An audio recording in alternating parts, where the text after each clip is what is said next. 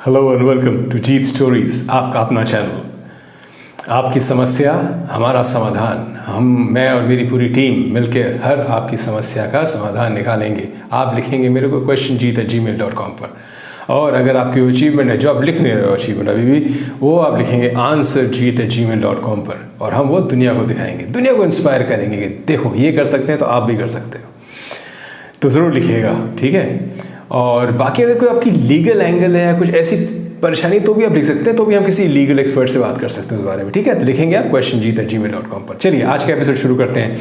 आज का एपिसोड कुछ एक्स्ट्राऑर्डिनरी है। बच्चा अंधा, परिवार की कुल आय 2000 रुपये। क्या वो कुछ ज़िंदगी में कर सकता है? कर ही गया होगा तभी बात कर रहे हैं, इतना तो आप समझ गए होंगे। तो आज ऐसी ही कुछ कहानी है इंस्पिरेशनल स्टोरी में। और आज लीन ऑन मी में जैसे मिड लाइफ क्राइसिस होती है ना, जैसे मतलब जब लोग 45-50 के आसपास के हो जाते हैं, जो उस क्राइसिस की तरह एक क्वार्टर लाइफ क्राइसिस भी होती है, जो कि होती है 25 से 35 उम्र के लोगों को। उसके बारे में आज बात करेंगे। किसी ने लिखा है कि वो अपनी बेटी के बारे में जो 28 वर्षीय और हैं और बड़ी परेशान रहती हैं, तो उसके बारे में बात करेंगे, ठीक है। तो आज का एपिसोड शुरू करते हैं। जैसे मैंने बताया, बड़ी ही इंस्पायरिंग स्टोरी है। इनका जो आज के जो किरदार है, इनका जन्म पिछड़े हुए किसान परिवार में हुआ, जिसका टोटल फैमिली इनकम 2000 रुपये महीने की थी। और ये खुद जो था बच्चा, ये नेत्रहीन थे, देख नहीं सकता था बच्चा। तो जब पैदा हुआ ना, तो सबको परिवार वालों को कहा गया कि इसको मार दिया जाए क्योंकि ये बोझ है। परिवार वाले नहीं माने। कहाँ माँ बाप मानते हैं ऐसी चीज़ें को। तो उन्होंने उसको पाल पोस के बड़ा किया। तो आज का मेन कैरेक्टर जो आज आप हैं, आप क्या हैं आज? श्रीकांत बोलांत इंडस्ट्रीज के मालिक। आपका जन्म एक बहुत ही पिछड़े परिवार में हुआ और नेत्रहीन बच्चा था ये। सब ने, जैसे मैंने बताया, सब ने, अड़ोस पड़ोस रिश्तेदार, सब ने कहा कि इसे मार दिया जाए क्योंकि ये एक बोझ है। एक तो वैसे ही आपकी आमदनी कुछ नहीं, 2000 रुपये, उसमें से आप अपने आप को पालोगे, इस बच्चे को पालोगे। लेकिन माँ बाप कहाँ मानने वाले होते हैं ऐसी चीज़ों के लिए। नहीं माने माँ बाप, उसको पाल पोस के अच्छी शिक्षा दी, बड़ा किया। पता है उन्होंने कहाँ से ग्रेजुएशन किया? MIT से, मैसाचुसेट्स इंस्टीट्यूट ऑफ टेक्नोलॉजी से, दुनिया की number 1 university. First international blind student थे वो। तो अचीवमेंट तो वहीं से शुरू हो गई थी इनकी। लेकिन दुनिया ने इनको पहचाना जब ये अपनी पढ़ाई करके हिंदुस्तान वापस आए। MIT से पढ़ाई करी, फिर वापस इंडिया आए। जड़ें तो यहीं थी ना, जड़ें यहीं थी, मजबूत जड़ें थी। माँ बाप ने इन्हें अच्छा पाला था, ठोस जड़ें थी। तो वापस आई। वापस आके इन्होंने खोली एक फैक्ट्री जो कि इको फ्रेंडली पैकेजिंग मटेरियल बनाती थी, पर्यावरण हितैषी पैकेजिंग मटेरियल। बड़ा शुरू में स्ट्रगल हुआ, बड़ा ही स्ट्रगल किया। खुद जाते थे कंपनी टू कंपनी, जगहों को पे कन्विंस करने लोगों को, तो ये देखिए ऐसा है, ये है, वो है। कुछ मानते थे, कुछ नहीं मानते थे। लेकिन कहते हैं ना, ठोकर ना खाओ अब तक कहाँ निखरता है इंसान।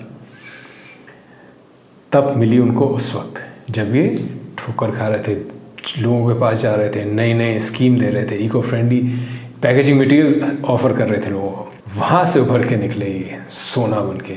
और आज इनकी कंपनी बोलांत इंडस्ट्रीज़ का नेटवर्थ है 50 करोड़ रुपया। 2 फिगर बोलिए मैंने आज अभी तक इस कहानी में आपको। एक 2000 रुपये की फैमिली आय, और एक 50 crore net worth of the company. देख नहीं सकता है इंसान, ये बहुत ही पिछड़े परिवार से है। अब रतन टाटा ने भी इनकी कंपनी में पैसा लगाया है। ये नहीं पता कितना पैसा लगाया है, पब्लिक डोमेन में है नहीं ये चीज़, बट रतन टाटा जैसे इंसान ने पैसा लगाया है इनकी कंपनी में। आज के बाद आपको अगर कोई बोल दे ना कि तू ऐसा है, तेरे में ये कमी है, तू काला है, तू तेरी एक आंख नहीं है, तेरा हाथ नहीं है, दूसरे हाथ से थप्पड़ मारना उसके मुंह पे और मेरे को लिख देना, लीगल खर्चा मेरा सारा। लिखना मेरे को कि भाई इसने मेरे को ऐसे बोला था, तभी मानना है कि अगर कोई आपकी काबिलियत पे शक करे तो। किसी के आज के बाद किसी से कुछ नेगेटिव नहीं सुनेंगे हम में से कोई भी, पूरा परिवार कुछ नेगेटिव नहीं सुनेगा अपने बारे में किसी से भी। कोई किसी को ये कहने का हक नहीं है तुम ये नहीं कर सकते क्योंकि तुम्हारे पास ये नहीं है। जब श्रीकांत कर सकता है, आज क्या उम्र है इसकी, 29 साल, 29 साल का बच्चा है ये। 50 करोड़ की कंपनी है इसकी, 50 करोड़ की, और रतन टाटा जैसे लोगों के साथ उठना बैठना है। सोचना है इस कहानी को, रोंगटे खड़े हो जाते हैं मेरे जब मैं इस कहानी के बारे में सोचता हूँ और सुनता हूँ और बोलता हूँ। तो आपके अगर रोंगटे खड़े नहीं हुए तो फिर सुनना और इसको फील करना श्रीकांत को, और इसको जीना इस कहानी को। अगर नहीं जिए अभी तो फिर सुनना और फिर जीना इस कहानी को, तब समझ आएगी आपको ये कहानी। चलिए आज लीन ऑन मी में चलते हैं। जैसे मैंने बताया ये क्वार्टर लाइफ क्राइसिस के बारे में है। कोई एक मदर हैं, एक 28 वर्षीय युवती की, वो कहती हैं, बड़े ही चुप चुप रहती हैं। आइए पढ़ते हैं सवाल उनका क्या है। ये कहती हैं, I have a 28-year-old daughter.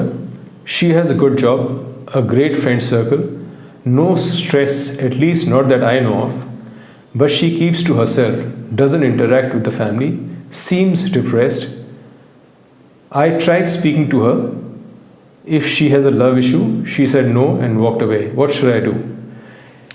ये कहती है मेरी 28 साल की बेटी है, सब कुछ बढ़िया चल रहा है, अच्छी नौकरी है, पैसा है, अच्छे दोस्त हैं, लेकिन कुछ डिप्रेस सी लगती है, परिवार के साथ बैठती नहीं, टाइम नहीं स्पेंड करती, बोल चाल ज़्यादा नहीं है परिवार के साथ। और इन्होंने एक बार इनसे पूछा क्या कोई लव इशू है, कोई ऐसा कुछ ऐसा प्रॉब्लम है तो बताओ हमें, तो उसने मना कर दिया, ऐसा भी कुछ नहीं है।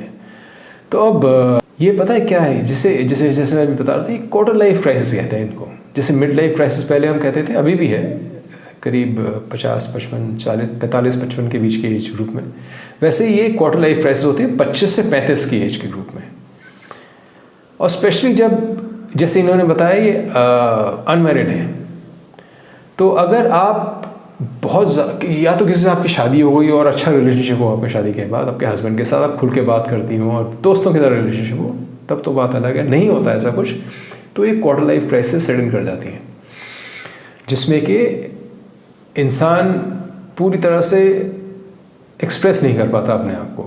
अब क्या है इसमें, हम लोगों ने काफ़ी रिसर्च करी इस बारे में, तो इसमें ना आपको थोड़ा सा उसको स्पेस दे दीजिए। मतलब अगर वो रहना चाहती है अपने में, और उसको अपना टाइम और अपना स्पेस दीजिए, कोई दिक्कत नहीं है उसमें। जब वो आपसे बात करना चाहे या जब आपके साथ बैठी हो, तो आप उससे दुनिया भर की बातें करिए। ज़रूरी नहीं है कि आप उसी टॉपिक पर बार बार बात करती रहें, और बातें करिए। आप टीवी सीरियल के बारे में, मूवी के बारे में, वेदर के बारे में, जिसमें उसको शौक है उसके बारे में बात करिए। और इस बात के दौरान कभी आप बात छेड़ना चाहें, इसकी चुप्पी की क्या वजह है ये जानना चाहें, तो आप हल्की सी बात छेड़ के देख सकती हैं। अगर वो इंटरेस्टेड होगी तो आपको खुल के बताएगी, अगर उस वक्त इंटरेस्टेड नहीं होगी तो अवॉइड कर जाएगी चीज़ को। अगर वो अवॉइड कर जाए तो आप जान ही लीजिएगा उसको, बार बार उस चीज़ को मत छेड़िएगा, ठीक है। एक चीज़ तो ये हो गई। दूसरा ये है कि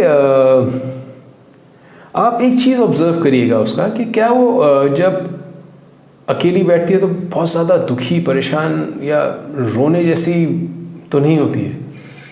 और दूसरा खाने पीने का, उसका अगर खा पी ठीक रही है या कम रही है खा पी, कम खाना पीना है उसका। और जब अकेली बैठती है तो जैसे बिल्कुल ही डूब सा जाता है, रोने जैसा चेहरा हो जाता है इंसान का। अगर वैसा कुछ है तो आपको एक एक्सपर्ट की हेल्प लेने की ज़रूरत है। वो चाहे आप खुद लें, चाहे आप हमें बोलें, तो हम किसी एक्सपर्ट को ढूंढ के लाएंगे और इस शो में आपकी बात कराएंगे उससे। तो जैसा आप ठीक समझे वो करिए। तीसरी चीज़ ये है कि अगर आपकी बेटी की कोई फ्रेंड है तो आप उससे बात करके देखिए, जिससे वो सब कुछ शेयर करती हो ना, रियल क्लोज फ्रेंड जैसे होता है कि बिल्कुल बडीज टाइप का कोई है, तो उससे आप बात करके देखिए। हो सकता है उसको कुछ बताया हो उसने, बट ऐसे बात करिएगा कि उसको कॉन्फिडेंस मिले, कि उसके फ्रेंड को, अपनी बेटी के फ्रेंड को कॉन्फिडेंस मिले के बात करिएगा। क्योंकि हो सकता है कि अगर वो फ्रेंड उसको जाके बता दे कि आपकी माँ आपके बारे में पूछना चाह रही थी या क्या कर रही थी, तो हो सकता है वो ऑफेंड हो जाए। That is a possibility. तो उसको कॉन्फिडेंस में लेके पूछिएगा कि भाई आजकल बहुत चुप रहती है, ज़्यादा बातचीत नहीं कर रही, सब ठीक है आप लोगों में, सब ठीक है ना इनके साथ। तो ऐसे करके कुछ पूछिएगा इनडायरेक्टली और कॉन्फिडेंस में लेके, चाहे तो उससे कुछ और इधर उधर की बातें करके फिर पूछिएगा। तो एक कॉन्फिडेंस में लेके फिर बात करिएगा उससे। तो बाकी इसको थोड़ा टाइम दीजिए, give it a little time. अगर इन सब चीज़ों से, यानी कि अगर आप एक दोस्तों वाला रिलेशनशिप डेवलप कर लेते हैं और फिर भी आपको वो कुछ नहीं बताती है और फिर भी ऐसे ही चुप चुप रहती है और आपको लगता है खाना भी कम खा रही है और कुछ जो अकेली बैठती है तो गुमसुम सी रहती है, तो आप हमें ज़रूर बताइएगा।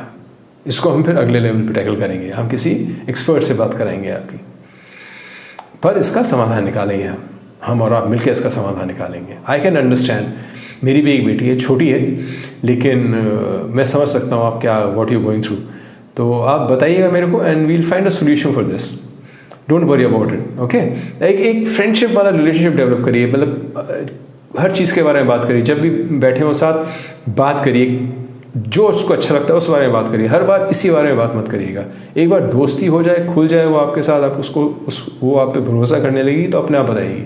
और कुछ टाइम में नहीं बताती, और जो मैंने 2 साइन बताए कि अगर वो अकेले में बैठी रहती है और कुछ गुमसुम सी और परेशान सी दिखती है, या खाना कम कर देती है, खाना है कुछ ऐसी चीज़ें, कुछ एक्सटर्नल साइंस भी दिखाती है, तो आप ज़रूर या तो खुद किसी हेल्प से मिलिए या फिर हमें बताइए, हम किसी हेल्प को ढूंढ के आपके पास लेके आएंगे, कोई एक्सपर्ट जो इस बारे में जानता हो, किसी साइकियाट्रिस्ट को, किसी साइकोलॉजिस्ट को लेके आएंगे इस शो में और आपसे बात कराएंगे। ठीक है, तो we will not give up, हम दोनों साथ हैं and we will work this out together, ये मेरा वादा है आपसे। तो ये था आज का एपिसोड दोस्तों। अब आप लाइक सब्सक्राइब ज़रूर कर देना है यार, बड़ा अच्छा लगता है, दिल को खुशी होती है। और दूसरा, पिछले एपिसोड जिन्होंने नहीं देखे वो ज़रूर जाके देखें, Jeet stories, 1 word, Jeet stories, no gap, 1 word search करो यूट्यूब में जाके। हो सकता है पहले कोई मूवी थी उसके बारे में आए, उसके बाद जीत स्टोरीज़ आएगा। सारे एपिसोड जाके एक बार ज़रूर देखिएगा, बड़ी ही इंस्पायरिंग स्टोरीज़ है और कुछ ऐसे इश्यूज़ हैं जो कि आप सबके कॉमन होंगे और कुछ ना कुछ उसका समाधान आपको भी मिलेगा। तो मिलते हैं अगले एपिसोड में। जय हो, till we meet again, bye bye.